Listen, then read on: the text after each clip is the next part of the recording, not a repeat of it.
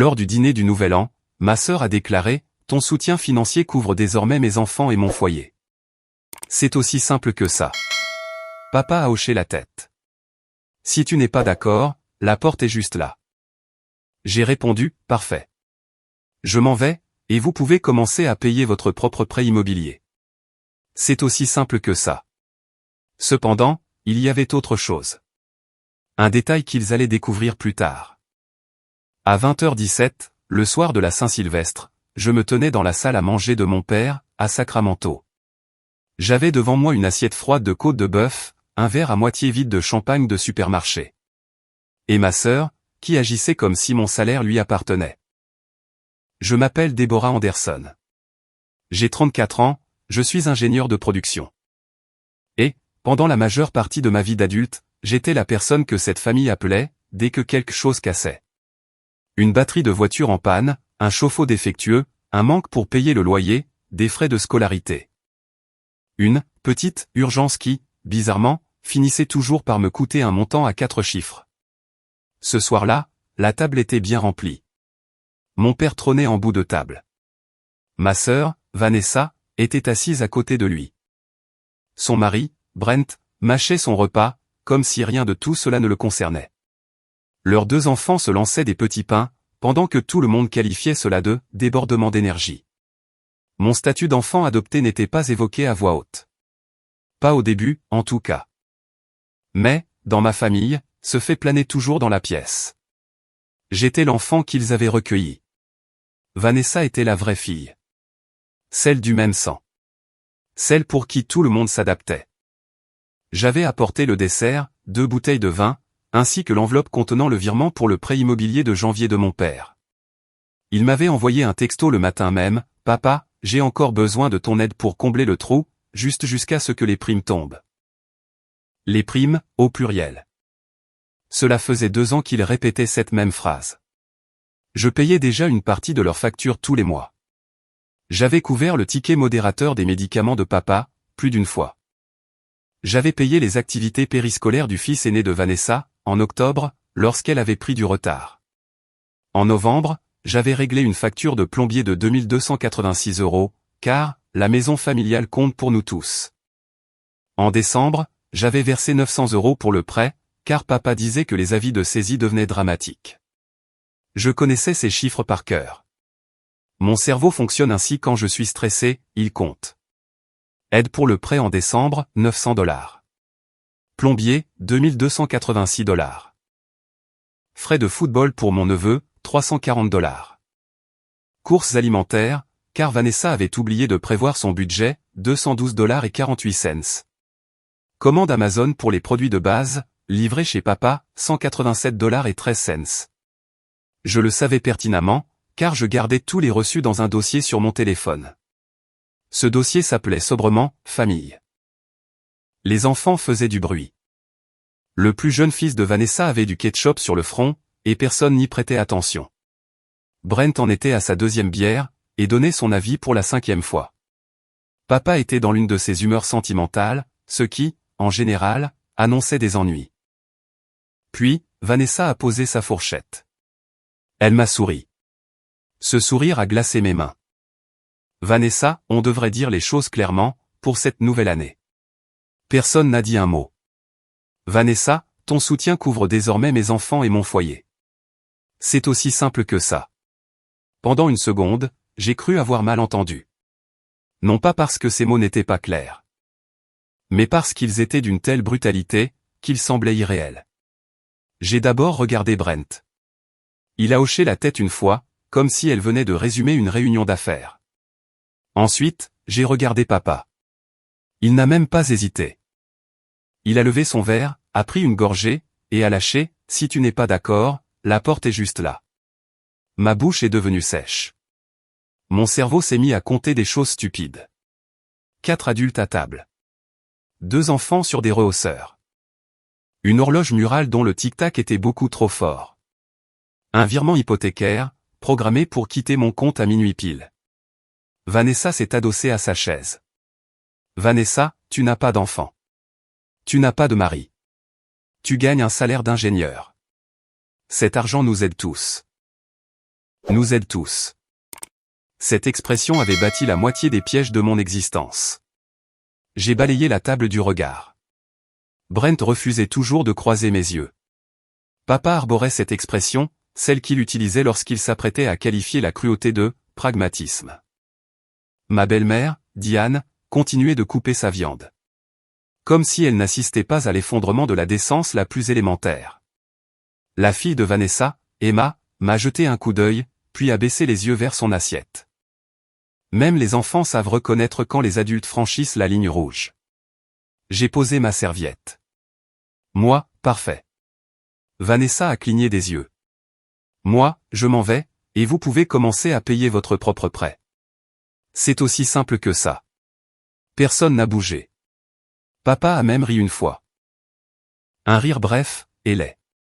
Papa, ne sois pas dramatique. Je me suis levé, avec un calme si glacial qu'il m'a fait peur à moi-même. Moi, je ne suis pas dramatique. J'annule le virement. Le visage de Vanessa a littéralement changé. Vanessa, tu n'oserais pas, j'ai sorti mon téléphone. J'ai ouvert l'application de ma banque, et j'ai annulé le paiement programmé, sous leurs yeux. Virement du prêt de janvier annulé, à 20h21 précise. Je n'ai pas crié. Je n'ai pas pleuré. Je n'ai fait aucun grand discours. J'ai pris mon manteau, mes clés, et la tarte au citron que j'avais apportée. Puis, j'ai déclaré, vous venez de confondre l'accès à ma personne, avec un droit de propriété sur moi. Et je suis sorti. Je n'ai pas hurlé. Je suis monté dans ma voiture, je me suis assise, les deux mains agrippées au volant. Et j'ai ouvert ce dossier, dont ils ignoraient l'existence. Car il y avait autre chose qu'ils allaient découvrir plus tard. Et cela allait leur coûter bien plus cher qu'une simple mensualité de prêt immobilier. J'ai été adopté à l'âge de 3 ans. Cette phrase résonne différemment, selon la personne qui l'entend. Les gens gentils disent, c'est magnifique. Les personnes curieuses demandent, est-ce que tu connais tes vrais parents? Ma famille, elle, l'utilisait d'une toute autre manière. Jamais directement. Jamais d'une façon que l'on pourrait citer, sans paraître susceptible. C'était plutôt comme un système de pression, à l'intérieur duquel on est forcé de vivre. Vanessa était leur fille, une évidence. Moi, j'étais, la bénédiction qu'ils avaient choisie. Papa répétait souvent cela, lorsqu'il y avait du monde autour de nous. Papa, Déborah a été choisie. Cela semblait adorable. Jusqu'à ce que l'on grandisse, et que l'on comprenne que le mot choisi peut très vite se transformer en endetté. J'ai appris très tôt que la gratitude était la monnaie d'échange que l'on attendait de moi. Vanessa avait droit à la clémence. Moi, j'avais droit aux exigences. Quand elle oubliait une facture, on disait qu'elle était débordée. Quand j'hésitais à payer, on disait que j'étais égoïste. Quand elle avait besoin d'aide, la famille devait se serrer les coudes. Quand moi, j'avais besoin d'espace, on me reprochait d'être froide. Je travaille dans une usine d'emballage alimentaire, en périphérie de Sacramento. Être ingénieur de production implique de longues heures de travail. Des appels de maintenance, des problèmes de roulement au pire moment.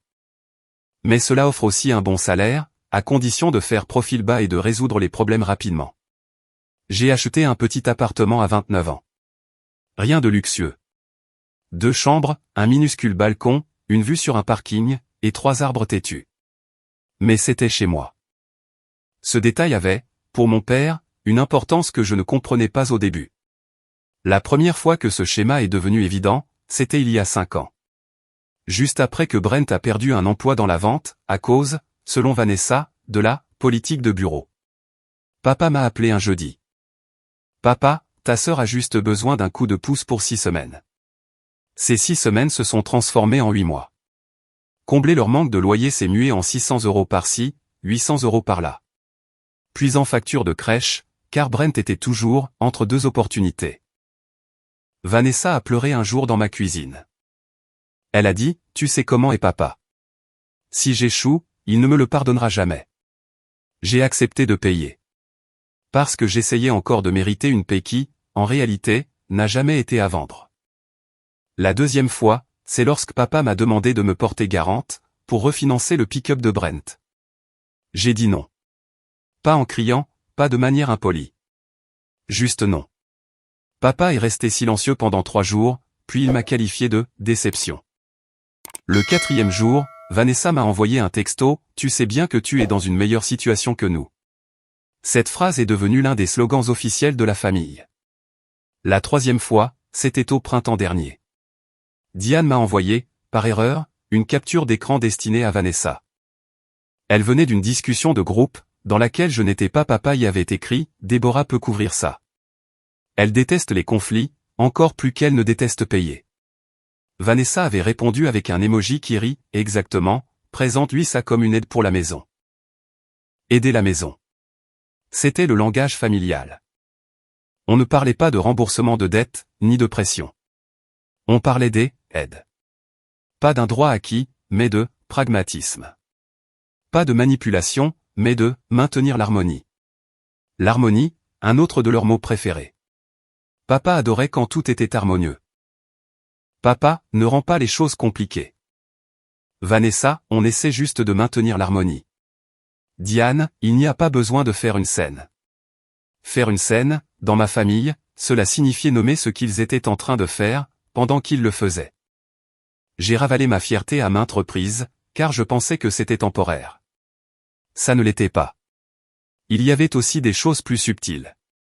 Mon dîner d'anniversaire a été décalé, parce que les enfants de Vanessa avaient un match. Papa a oublié ma promotion, mais il s'est souvenu des gains de Brent au pari sportif. Un jour, Diane m'a présenté à un voisin comme « notre fille adoptive, Déborah l'ingénieur ». Comme si ce titre était la seule raison pour laquelle je méritais d'être mentionné. Et, à chaque fois qu'il était question d'argent, tous les chemins menaient à moi. Je payais parce que je le pouvais. Ensuite, je payais parce que je l'avais déjà fait. Puis, je payais, parce qu'arrêter aurait semblé cruel. Un an avant ce fameux dîner du Nouvel An, papa m'a appelé pour un problème de paperasse concernant la maison. Je suis passé après le travail. Il avait étalé des enveloppes sur la table. Il arborait cette expression de pragmatisme blessé, celle qu'il utilisait quand il voulait de l'argent, sans prononcer le mot « argent ». Il avait besoin d'aide pour un retard, temporaire, bien sûr.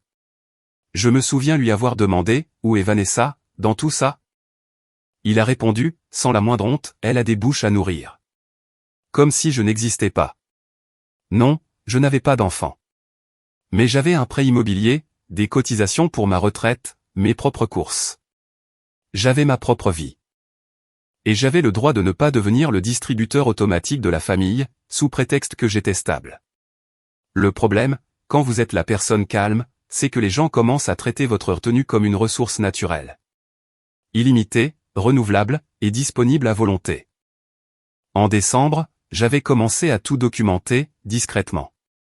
Des captures d'écran de textos, des confirmations de virements bancaires. Des photos des enveloppes que papa laissait sur la table, pour que je remarque les derniers avertissements. Des notes avec des dates, des notes avec des montants. Non pas parce que j'avais déjà un plan machiavélique. Mais parce que quelque chose, en moi, était enfin devenu assez fatigué pour devenir précis. Je pensais que le pire scénario possible, serait de leur couper les vivres, et qu'ils me traiteraient d'égoïste pendant un moment. Je n'avais aucune idée qu'il existait une deuxième couche, bien plus profonde. Et que cette couche portait mon nom.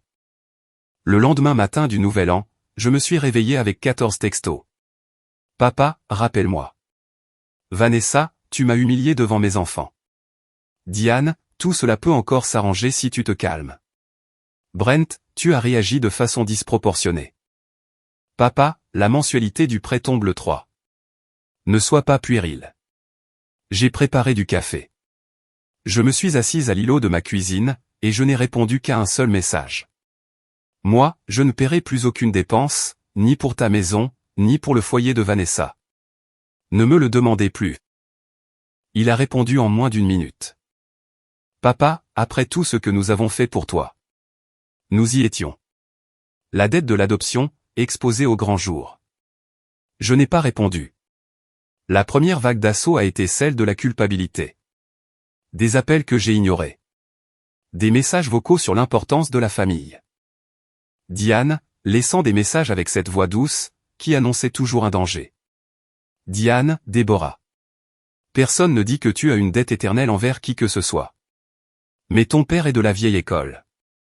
Il considère la famille comme un collectif. Ce collectif semblait pourtant toujours encaisser l'argent dans un seul et même sens. Vanessa a tenté une approche différente. Vanessa, je ne voulais pas dire ça comme ça. Je parlais de soutien en général. Je lui ai renvoyé la citation exacte qu'elle m'avait envoyée par texto, après le dîner. Car, apparemment, elle l'avait répétée par écrit pour bien insister. Ton soutien couvre désormais mes enfants et mon foyer. Tu vois le genre? Aucune réponse de sa part. Ensuite, Brent a appelé, depuis un numéro inconnu. J'ai décroché par erreur, alors que j'entrais dans l'usine. Brent, tu as pris cette histoire de manière totalement disproportionnée. Moi, ah oui, vraiment? Brent, personne n'a dit que tu y étais obligé. Je me suis arrêté de marcher. Moi, ta femme a littéralement déclaré que je couvrais les frais de votre foyer. Silence. Puis, il a essayé de prendre une voix raisonnable. Brent, allez, Déborah. Tu sais bien comment on parle, en famille. Oui, je le savais. Et c'était exactement ça, le problème. La deuxième vague est arrivée une semaine plus tard, et elle s'est avérée très pragmatique.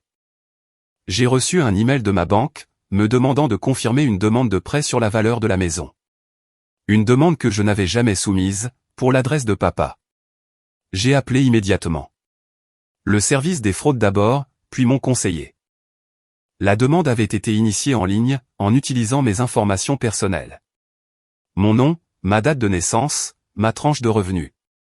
Une partie de mon numéro de sécurité sociale, et des détails sur mon emploi. Suffisamment de données pour paraître crédible. Ce n'était pas complet. Ça n'avait pas abouti, mais c'était assez proche de la vérité pour me retourner l'estomac. L'agent de crédit m'a expliqué que le dossier avait été abandonné, car ils avaient demandé des documents supplémentaires, sans jamais les recevoir. Demandé où? À l'adresse email de mon père. J'ai exigé tous les horodatage qu'il pouvait légalement me fournir. 8 janvier, 14h14, demande soumise. 14h17, document demandé. 14h21, aucun téléchargement. Mes mains sont redevenues glacées. J'ai appelé papa. Moi, est-ce que tu as utilisé mes informations pour faire une demande de prêt? Il a commencé par rire. C'était sa façon de se trahir. Papa, ne m'accuse pas de délit, juste parce que tu es de mauvaise humeur. Moi, réponds à la question. Papa, je regardais juste quelles options s'offraient à nous. J'ai dû m'asseoir. Moi, en utilisant mes informations? Papa, c'est le patrimoine de toute la famille. En fin de compte, cette phrase a changé quelque chose de permanent en moi. Pas parce qu'elle était surprenante, mais parce qu'elle était d'une clarté absolue. J'ai posé une dernière question. Moi, qui t'a fourni les détails de mon emploi? Il n'a pas répondu. Puis, il a lâché, si tu avais aidé comme tu étais censé le faire, rien de tout cela ne serait nécessaire.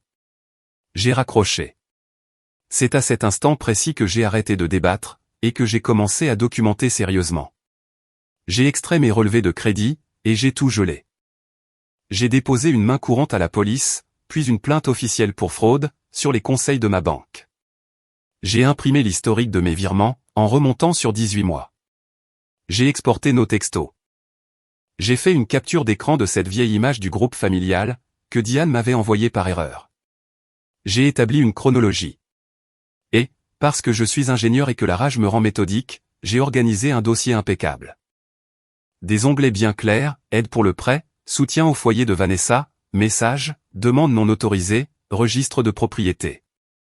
Les registres de propriété. C'est cette partie-là qui m'a infligé un choc supplémentaire. J'étais en ligne, en train de vérifier les détails de la parcelle de mon père, car l'agent bancaire m'avait demandé si j'avais un lien officiel avec la maison. Je ne m'attendais à rien. Au lieu de cela, j'ai découvert un document notarié datant de 2 ans. Un projet d'acte de transfert en cas de décès avait été déposé, puis remplacé par la suite. Mon nom figurait sur la première liste. Sur la version mise à jour, c'était celui de Vanessa. Le mien avait disparu. Ce n'était pas le pire. Le pire, c'était l'autre document, joint à un avis de rectification du comté, un accord privé de remboursement familial. Je ne l'avais jamais vu. Je ne l'avais jamais signé. Pourtant, à l'intérieur du résumé, on trouvait un jargon juridique affirmant que certaines de mes contributions régulières étaient des obligation volontaire liée à l'occupation des lieux. L'occupation. Je n'y vivais pas. Je n'y habitais plus depuis mes 26 ans. Ils avaient fait passer mes paiements pour une responsabilité implicite, liée à la maison. Pas comme des cadeaux, pas des prêts, pas une aide d'urgence. Des obligations. J'ai conduit directement au bureau des registres pendant ma pause déjeuner, et j'ai payé pour obtenir des copies. Il n'y avait aucune fausse signature de ma part sur l'accord de remboursement, ce qui était presque pire. Papa avait créé sa propre piste écrite interne, comme si cela suffisait pour réécrire la réalité plus tard. Je me suis assise dans ma voiture, et je l'ai lu page par page. Il avait monté toute une histoire. Il stipulait que je contribuais parce que j'y avais consenti. Que j'aidais parce que j'en tirais un bénéfice. Que la maison était un arrangement familial partagé. Et que la présence de Vanessa, tout comme les besoins de ses enfants, avait été anticipée lors de « discussions préalables ». Discussion préalable, mon œil. Puis, j'ai trouvé la phrase qui m'a fait rire aux éclats, toute seule dans ce parking. La fille adoptive, Deborah Anderson, reconnaît un engagement moral envers la continuité du foyer. Un engagement moral. Aucune date pour moi, aucune initiale, aucune signature. Juste papa, rédigeant une fiction dans un anglais à l'apparence juridique. C'était ça, la chose en plus. Ils pensaient avoir un moyen de pression émotionnelle sur moi. Mais ce qu'ils avaient réellement créé, c'était une trace écrite. Et les preuves écrites, cela fonctionne dans les deux sens. Le 14 janvier, j'ai engagé une avocate. Pas le genre d'avocat théâtral de la télévision. Une avocate en droit civil de Sacramento, discrète, nommée Elena Ruiz, qui portait des tailleurs bleu marine et lisait très vite. Elle a parcouru mon dossier en moins de 20 minutes, et ne m'a posé que des questions factuelles. Elena, avez-vous déjà vécu dans cette propriété pendant la période où ces paiements ont été effectués? Moi, non. Elena, avez-vous autorisé une quelconque demande de crédit, ou l'utilisation de vos informations d'identité? Moi, non. Elena, avez-vous déjà signé un document reconnaissant une obligation de soutenir ce foyer? Moi, non. Elle a hoché la tête, une seule fois. Elena, bien. Dans ce cas, nous allons arrêter de les laisser raconter cette histoire à leur façon. Son cabinet a envoyé 3 documents en l'espace d'une semaine. Une mise en demeure officielle, une injonction de conserver les documents, et une notification contestant toute allégation selon laquelle mes paiements passés constituaient des obligations. Ensuite, Elena m'a conseillé de faire une dernière chose moi-même, de manière très contrôlée. Une seule phrase écrite, devant témoin. Je l'ai donc envoyé dans le groupe familial, à 9h30 précise, un lundi. Avec effet immédiat, n'utilisez plus mon nom, mes revenus, mon crédit, ni mon soutien financier antérieur, en lien avec votre prêt immobilier, votre foyer, ou toute demande de fonds. Papa a appelé en moins de 10 secondes. J'ai rejeté l'appel. Vanessa a appelé ensuite, puis Diane, puis Brent. Je n'ai répondu à aucun d'entre eux. Ce soir-là, papa s'est pointé à mon appartement. Il a tambouriné à la porte. Pas en hurlant au début, juste des coups violents et furieux. Puis, sa voix a résonné à travers le bois. Papa, ouvre cette porte, Déborah. On n'envoie pas d'avocat contre sa famille. J'avais déjà installé une caméra de surveillance, après l'histoire du prêt. Je me tenais à l'intérieur, le téléphone à la main. Moi, lui ai-je dit à travers la porte. Il a frappé de plus belle. Papa, Déborah, petite ingrate. Puis, il s'est tu. Il venait d'apercevoir la voiture de patrouille tourner dans l'allée. J'avais appelé la ligne non urgente de la police, lorsqu'il avait refusé de partir la première fois. L'officier nous a parlé séparément. Calme, professionnel. Papa a réagi comme le font les hommes de son espèce, lorsque l'autorité entre dans la pièce. Il a adouci sa voix, et a essayé de paraître blessé. J'ai entendu l'agent poser la seule question qui comptait vraiment. L'officier, a-t-elle autorisé l'utilisation de ces informations? Papa a commencé à vouloir donner du contexte. Le policier a répété sa question. L'officier, oui, ou non? Papa, pas exactement. C'était la phrase dévastatrice. Non pas parce qu'elle était éloquente, mais parce qu'elle était suffisamment vraie. Pas exactement. L'agent l'a dévisagé pendant une longue seconde. Puis, il lui a expliqué les lois sur la violation de domicile en des termes si clairs, que même papa ne pouvait plus faire semblant de croire à un malentendu familial. Il est reparti, blême et furieux. 2 jours plus tard, Vanessa a tenté une dernière tactique. Elle m'a envoyé une photo de ses enfants, avec un message en dessous, « J'espère que ça valait la peine de les faire souffrir ». J'ai transféré le message à Elena, sans commentaire. L'étape irréversible a eu lieu juste après cela. J'ai modifié tous mes points d'accès partagés restants. Contact d'urgence, adresse email de récupération, révision de mes bénéficiaires, dossier RH, code de gel de crédit, code d'entrée de mon immeuble. Absolument tout. Et parce qu'Elena a fouillé là où je n'aurais même pas pensé à chercher, nous avons assigné la banque à produire des documents. Cela a permis de confirmer que papa avait effectué la demande depuis l'adresse IP de sa maison. Il avait utilisé des informations sur mes revenus, extraites d'un PDF que j'avais envoyé un jour à Diane, quand elle m'aidait à comparer des assurances. Ce document précisait mon salaire. Cela signifiait qu'il n'y avait eu aucune confusion. C'était une utilisation intentionnelle. À la seconde où ils ont découvert cela, le ton a changé. Fini les grandes leçons sur la famille. Désormais, c'était devenu « Papa, nous pouvons régler cela en privé. Diane, tu ne souhaites sûrement pas causer des dommages permanents. Vanessa, tu vas beaucoup trop loin. » Trop loin, c'est ce que les gens disent lorsque les conséquences frappent enfin à leur propre porte. Ce qui est drôle, c'est que la paix est ennuyeuse. C'est à cela que l'on sait qu'elle est réelle. En mars, ma vie était devenue plus restreinte, mais bien meilleure. J'allais au travail. Je rentrais chez moi. Je cuisinais pour moi-même, sans scruter mon téléphone dans l'attente d'urgence appartenant à d'autres adultes. Je versais de l'argent sur mon propre compte épargne, et je le regardais y rester. J'ai acheté un nouveau canapé. Pas par symbolisme, mais parce que l'ancien me faisait mal au dos. Et, pour la première fois depuis des années, je ne couvrais plus le chaos des autres avant mon propre confort. Ma meilleure amie, Tasha, est venue avec de la nourriture thaïlandaise. Elle s'est assise en tailleur sur ce canapé, pendant que je lui racontais les dernières nouvelles de l'avocate. Tasha, donc, si je comprends bien, ils t'ont traité comme un portefeuille doté de sentiments. Et ensuite, ils ont été choqués que le portefeuille engage un avocat. J'ai tellement ri que j'ai failli m'étouffer avec mon poulet au basilic. Au travail, j'ai été promu ingénieur de production principal en avril. J'ai failli rater l'email, tellement j'étais habitué à ce que les crises des autres étouffent mes propres réussites. J'ai célébré cela avec un plat à emporter, et du silence. Un bon silence. Un silence qui semblait valoir de l'or. Papa et Vanessa ont tous deux tenté une dernière approche. Papa a posté une carte d'anniversaire sans aucune excuse. Juste un chèque de 200 €, et un mot disant « pour tout ce qui a dérapé ». Je l'ai renvoyé par le biais de mon avocate. Vanessa a envoyé des photos des enfants, avec une légende affirmant que les familles ne devraient pas rester divisées pour des « malentendus ». Un malentendu.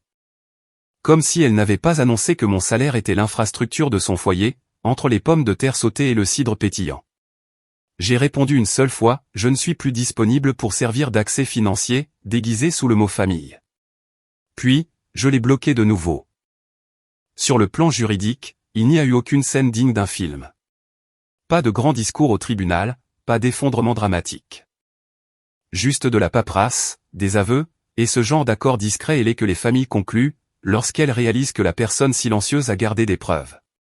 Papa a dû officiellement retirer toute allégation selon laquelle il dépendait de mon soutien. Noir sur blanc, signé par l'intermédiaire de nos avocats. Cela comptait bien plus pour moi que l'argent.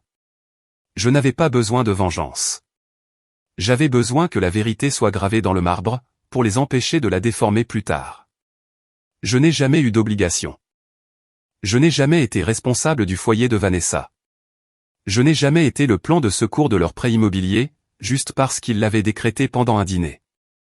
Et le fait d'être adopté ne faisait pas de moi une ligne de crédit ouverte, en guise de paiement pour mon appartenance à la famille. C'est ça, la véritable chose qu'ils ont découverte plus tard. Pas seulement le fait que j'étais parti, mais le fait que j'avais des preuves. Et les preuves sont très gênantes, pour les personnes qui survivent en réécrivant l'histoire. Aujourd'hui, quand les gens me demandent si je parle encore à ma famille, je dis la vérité. Pas vraiment. Je parle à mon avocate, si j'en ai besoin. Je me parle à moi-même, avec beaucoup plus de bienveillance qu'auparavant. Et je prends la parole bien plus vite, à la seconde où quelqu'un commence à confondre l'amour avec un droit acquis. Car c'est bien là la morale de cette histoire, s'il y en a une. Les personnes qui profitent le plus de votre silence qualifieront toujours vos limites de cruelles. Fixez-les quand même. L'accès à ma personne n'est pas un